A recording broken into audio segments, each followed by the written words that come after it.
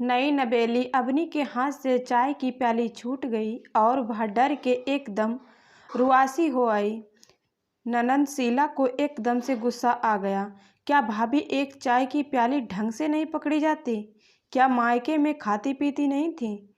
रामा जी, सास शीला, क्या तरीका है बेटा भाभी से बात करने का? अभी नई नई है, घबरा जाती है। रमा जी, जाओ बहू, तुम भी चाय नाश्ता कर लो।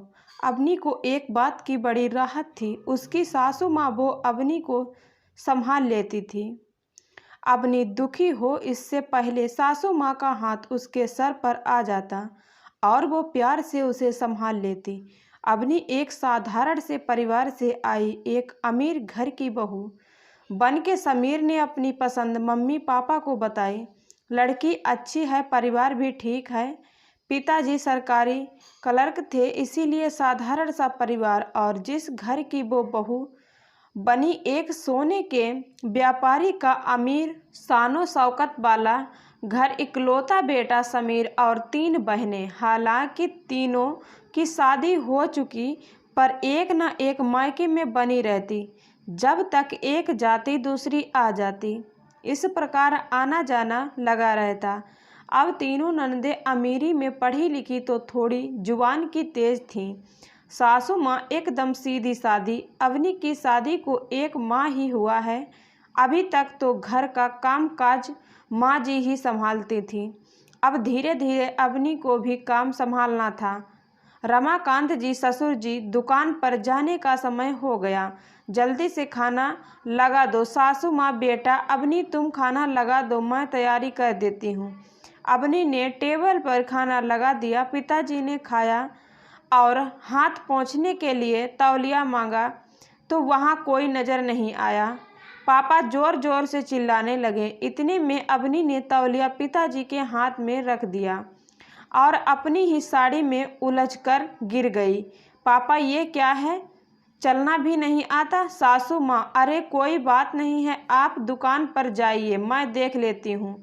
अवनी की आंखों में मोटे मोटे आंसू बहने लगे। शीला, लो, अब खुद ही गिरी, अब रोना किस बात का? किसी ने धक्का थोड़ी ना दिया है। माँ जी, अवनी बेटा चलो, तुम अपने कमरे में मूव लगा देती हूँ। अवनी, नहीं माँ जी, लगी नहीं। शाम को आज समीर जल्दी आ गए, अवनी के साथ मूवी देखने का प्लान था। समीर, तुम अभी तक तैयार नहीं हुई? जल्दी करो, थोड़ी देर बाद। अवनी, जल्दी करो। अवनी जल्दी से तैयार होकर समीर के साथ चल तो दी, पर वो इतनी हड़बड़ा गई समीर के जल्दी जल्दी करने पर। अवनी को ये समझ नहीं आ रहा था हर कोई इतनी जल्दी में क्यों रहता है। काम पर जाना है तो समय से पहले तैयार हो जाओ। अवनी बेटा, अवनी, माँ जी अवनी को बोल रही थी। अवनी किसी सोच में थी। माँ जी, अवनी किस सोच में ही? बेटा अवनी, माँ जी, नहीं ही। सासू माँ, आप भी क्या कभी मेरी जैसी थी? माँ जी, हाँ बेटा, मैं बिल्कुल तेरी जैसी थी। कोई तेज आवाज़ में बोलता था तो कोई डर जाती थी। भरा पूरा परिवार, सास ससुर देवर ननद सभी थे और सभी को जल्दी रहती थी। एक इधर से भाभी एक बहू बोलता था और घबराहट में मैं काम बिगाड़ देती थी। पर इस सब में समीर की दादी, मतलब मेरी सास, बहुत अच्छी थी। वो मुझे संभाल लेती थी। मैं भी साधारण परिवार से थी, ससुराल बहुत बड़ा और समीर घराना। कुछ मन में ये भी रहता था कि मैं इनके मुकाबले एक गरीब परिवार में हूँ। तब मैं भी बड़ी घबराई और सकुचाई रहती थी, काम बिगाड़ देती थी, पर तेरी दादी सास मुझे संभाल लेती थी। वही अपनी जैसी हालत आज तेरी देख रही हूँ तो मुझे अपने दिन याद आ जाते हैं।